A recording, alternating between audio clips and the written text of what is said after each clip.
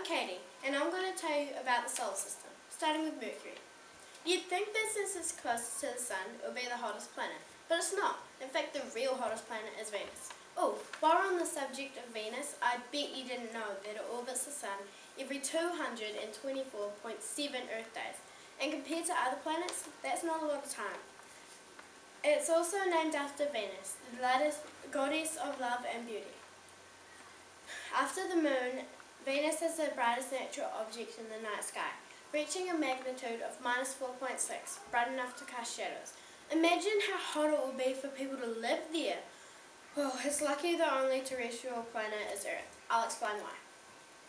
Earth is the only terrestrial planet because it has the most oxygen out of all the other planets and the most gravity. If we didn't have gravity, we would float into space and the gases would take over our bodies. I don't think anyone could survive that.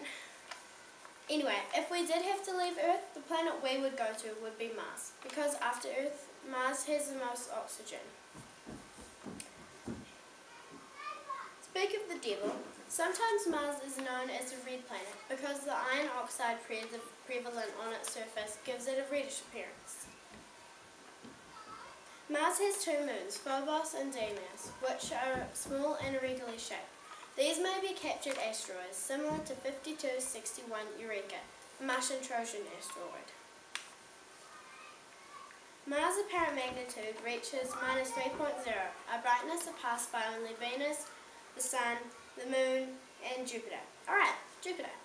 Jupiter is considered a gas giant planet, along with Uranus, Neptune, and Saturn.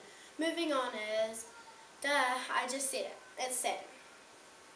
Saturn's core is made of iron, nickel, silicon, and an oxygen compound surrounded by a deep layer of metallic hydrogen, an intermediate layer of liquid hydrogen, some liquid helium, and finally an outer gaseous layer. Wow, that was a mouthful. Next is the Sun. I'm just kidding, it's Uranus. Okay, on to Uranus. It was never recognized as a planet by ancient observers because of its dimness and slow orbit. Uranus is similar to Neptune. Oh, Neptune. Neptune has been visited by one spacecraft, the Voyager 2, which flew past the planet on August 1989. Next in line is the misjudged Pluto.